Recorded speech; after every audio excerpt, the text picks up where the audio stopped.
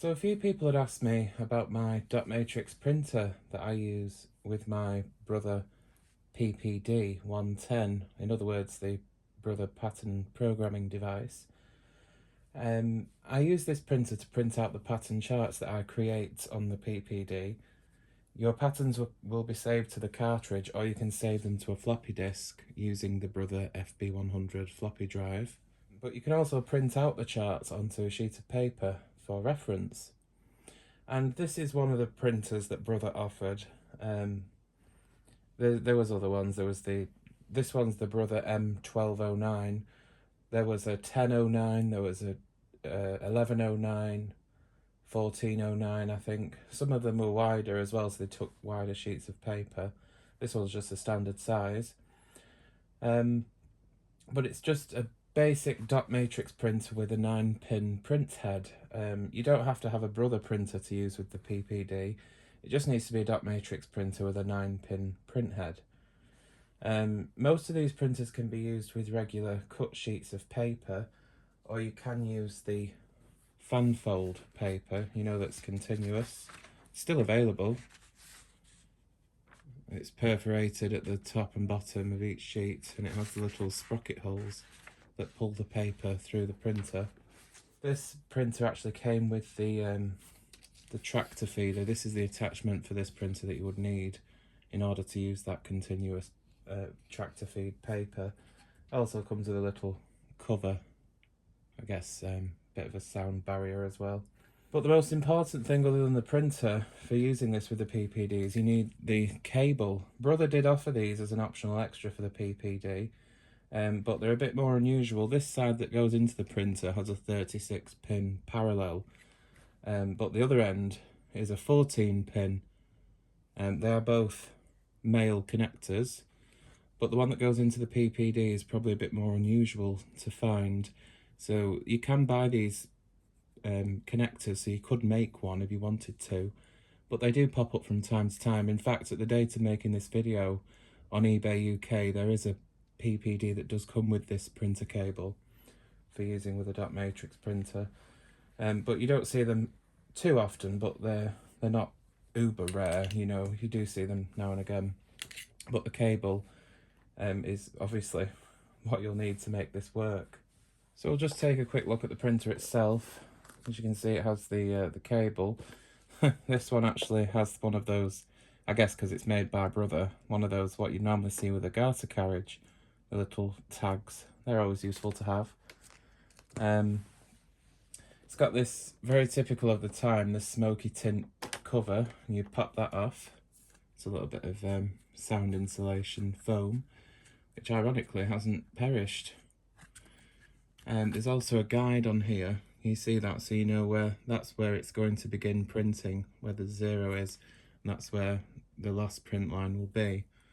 So you know that if you put your paper between 0 and 80, that will be your margins basically. So here's inside.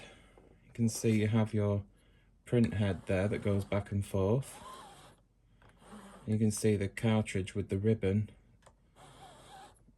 And basically, hopefully you can see this here, but as the print head moves back and forth, the ribbon moves on, so it's always getting a fresh supply of ink. It is a continuous loop of ribbon, so it pulls out the cartridge from here and winds back in there, so it just keeps going round and round until it no longer prints anymore, that it's too faint. Here there's a little open and close lever. You have it open when you're using continuous paper with the tractor feed attachment, and closed when you use cut sheets. There's some controls on the front here. You have the online button and the line feed, which will advance the paper one row at a time, if you like, one line at a time. And top of form is what TOF means. That's advancing the paper to the next sheet. If you're using continuous paper, to the next, the first line on the next page. Or if you're using single sheets, this will load the paper in and eject it as well.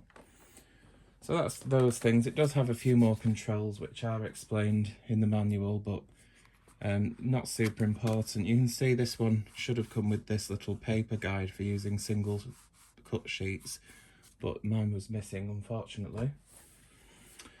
The ribbon's easy to replace. You would bring this over here, lift this off, and wind it back in, and click it onto there, and then the whole thing will just pull out like that, and you can just replace the whole cartridge. I think you can re-ink these if you wanted to, but these, funnily enough, you can still buy the Brother ones. I assume they're new old stock. I don't think Brother will still be manufacturing these, but you can buy aftermarket ones as well. They're still available, they're still made, which is interesting considering this printer was probably made in like 1987. But there you can see the inside. Just has a little, it's very simple really, a little bar that the print head runs along, and the cable that connects the print head up to the gubbins inside, and a belt, which is a toothed belt that moves the print head back and forth and moves the ribbon on. And that's it really. So I'll just pop the cassette back in. It can be a bit tricky to do. Sometimes you do have to touch it, which when you're putting a new one in is a bit inconvenient. There we go. And then that pulls over here to guide the ribbon across the printer. It's much easier when I'm not trying to show someone. There we go. And that cover just pops back on. So I'll show you first with just a single cut sheet, and then I'll put on the fan fold paper. You'll see how that works. Now a lot of these old printers have what are called dip switches to control various things with the printer. There is a little cheat sheet here. It does give you more information in the manual, but on how these switches are set, it changes the emulation, because this could be used with an IBM system as well as the PPD uses the Epson mode, which most computers would have done, but it can be changed, and various other things, page length, etc. It does have a serial connector, but the one we need here is the parallel port. So the PPD printer cable plugs in at the back here. Make sure it's the right way around, obviously.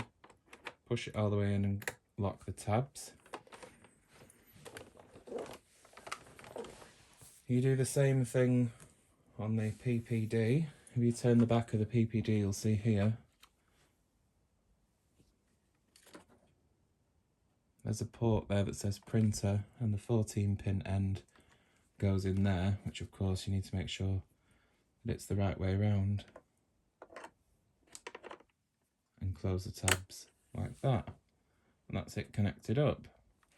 So to use it normally with regular cut sheets, this is A4, but it will also work with American letter as well, at 8.5 by 11. This is about, I think it's 8 1/4 by 11 2/3 A4. Slightly different shape, but similar size paper. Anyway, you turn the printer on, and it does its little startup thing, and now it's ready, but it says power check, so it means we need to load paper. So if the sheet guide was here, it would be on the back, but it doesn't matter, I can use it without. And I push the paper in till it stops, making sure that this is on the closed position, not the open one. If it's on the open one, it won't grip it. There's a platen behind, you see, that pulls the paper through. So I pop the paper in. There's no sheet guide on the back, it's hard to tell where to put it, just judging off the guide here. So I push the paper until it stops and press this top of phone button, which will load the paper to the start position. Like that. And it's ready to go. Press the online button and the online light is on, and it's ready to print. So we turn the PPD on, you get the main menu, and we go into number 6 on the main menu for print out pattern. Press step. Then you can select the pattern that you want to print.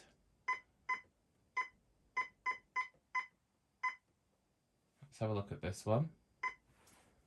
It asks for the paper size, either 8-inch paper or 15-inch paper. Well, this is A4, which fits into the 8-inch criteria. So I'll select number 1. It shows me an image there. It's a bit blurry, I'm afraid, sorry. It shows an image of what you're going to print. That white box is what will print out on one sheet of paper, what will fit on one sheet of paper. Press step. And if you've had this pattern stored on a disc, you can make a log of what disc it was on. So you could say that this was on your disc number 3. And it was assigned to track number 4. Press step. And now it's asking if the printer is ready, and you can push the step key and it will begin printing. When it asks for printer ready, that just means to check that the online light is lit. So now we simply push the step key once the online light is on, and it will print out the pattern.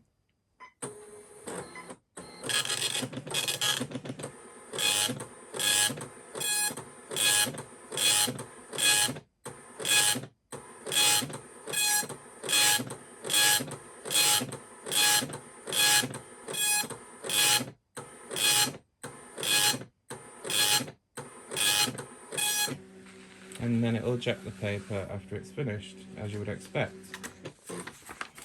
And there you can see is the pattern that was printed.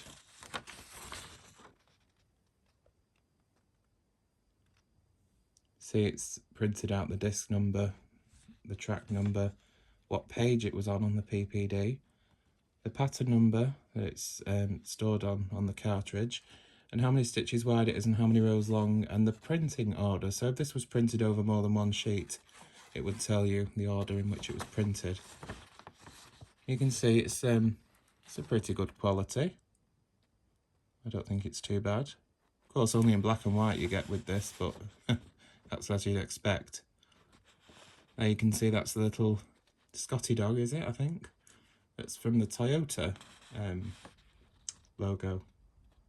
Now if you're using this printer with the tractor feed attachment with the continuous paper, you pop the cover off and slide out these little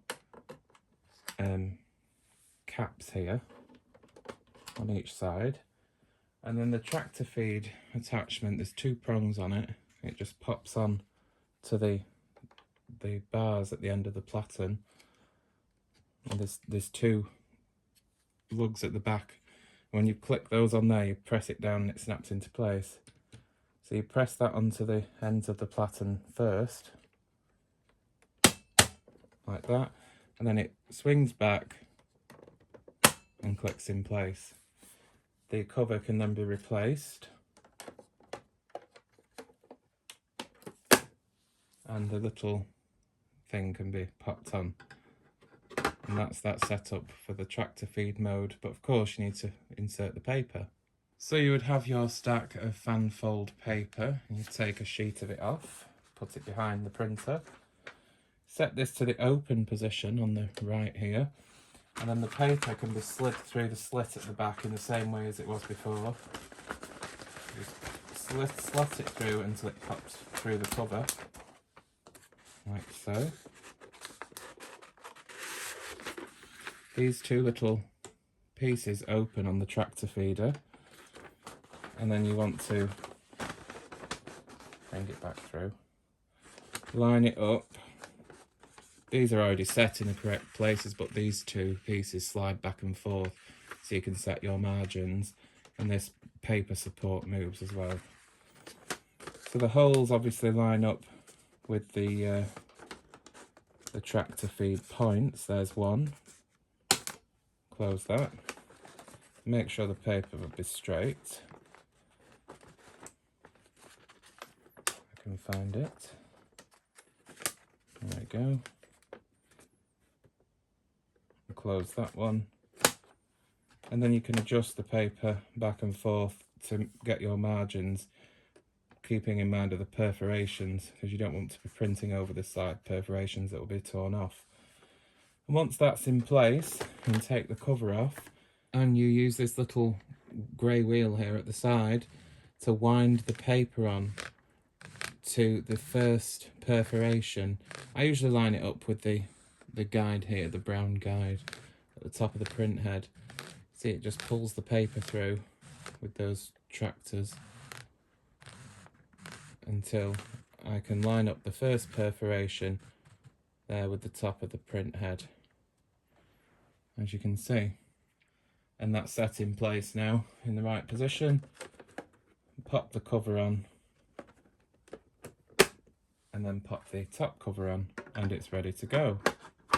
This is useful for when you're doing lots of pages, or if you're printing out your pattern in several sheets. Once again, I'll turn the PPD on and I'll select a larger pattern this time. Let's have a look here. Let's see this one. Again, I'm using 8-inch paper, so I select that option. And there's a little preview of my pattern. And again, you can see that white box is what will be printed on one sheet. So if I see I move it across, that'll be sheet number 2. That one at the top left will be sheet 3, and that one at the top right will be sheet 4. So it'll print out on 4 sheets of paper, this pattern. Press the step key. Again, if I needed to enter my disc number, I can enter that, but I don't, so I'll press step. And again, skip the track, press step.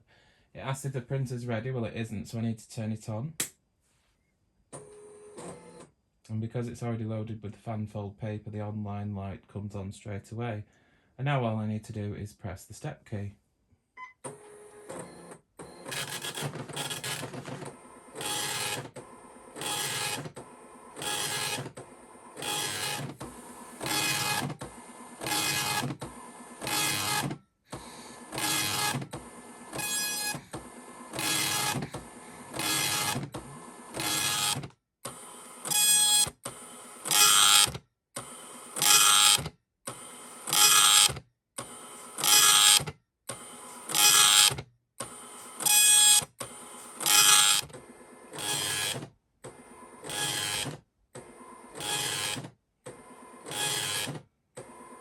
After so long, the printing screen on the PPD will return to printer ready push step.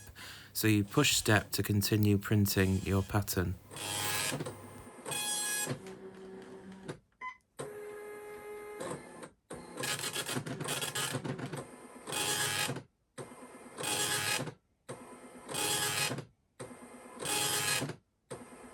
When the main menu screen reappears, that means that the printing will soon be finished and your pattern will have completed printing out.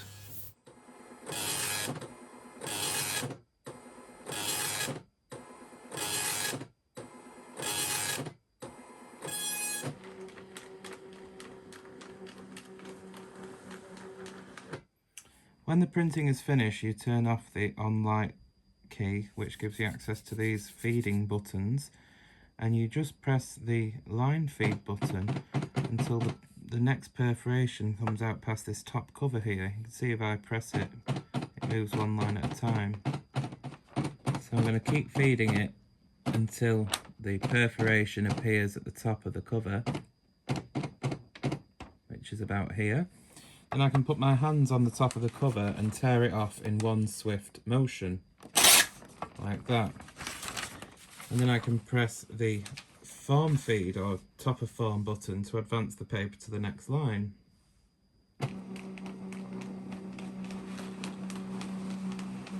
As you can see, you maybe just be able to see, but the print head now is at the next line, the first line on the next page. Then you can press the online button to begin printing again. So here we are, this is what we've got off the printer. You can also tear off this sheet. Because the tractors are above the printing area, you'll always end up wasting a sheet because it needs to be fed through the printer first before it can start printing. So you do always end up with a sheet wasted at the beginning, but never mind. You do get a box of like 2,000. So if you print out a large pattern that won't fit on one sheet of paper, it does print out on several, but you can see the printing order. It'll tell you, so this is page 1, section 1, page 2, section 1. page 1, section 2. Page 2, section 2. So it'll tell you the order in which it's printed. If you had the cartridge 3, it does actually print out the stitches and rows in groups of 10 across the bottom and up the side, but this cartridge 2 doesn't do that. But what you can do with this is you can separate the sheets, cut them out and stick them together, and then you'll end up with a full pattern which looks like this, and it's the same pattern we saw on the screen. But there you go, it's just for your reference, and it makes a very nice clear chart. So if you're using this to follow or to give to somebody to either do hand manipulated needle selecting or use it to punch out a punch card, these squares are very easy to follow because they're black squares inside the white ones, so they're very easy to count. They're nice and large, and it's very clear. And despite the age of it, I think it's still pretty decent quality. If you have a nice new ribbon in there, it's nice and dark for you to see. But there you go. That is the dot matrix printer I use with my PPD, this model being the Brother M1209. As I said, it doesn't have to be a Brother dot matrix printer. It can be any dot matrix printer, but it has to be a 9-pin print head model so that the charts will print out at the right scale. If you use a 24-pin one, these will be they'll be square and not rectangular. You can see the chart squares are rectangular. So there you go. Dot matrix printing with the Brother pattern programming device. Hopefully you found this video interesting. It may not be of interest to you, but may have been useful for some of you, I don't know. But there you go. Hopefully you enjoyed, and I'll see you again soon. Take care.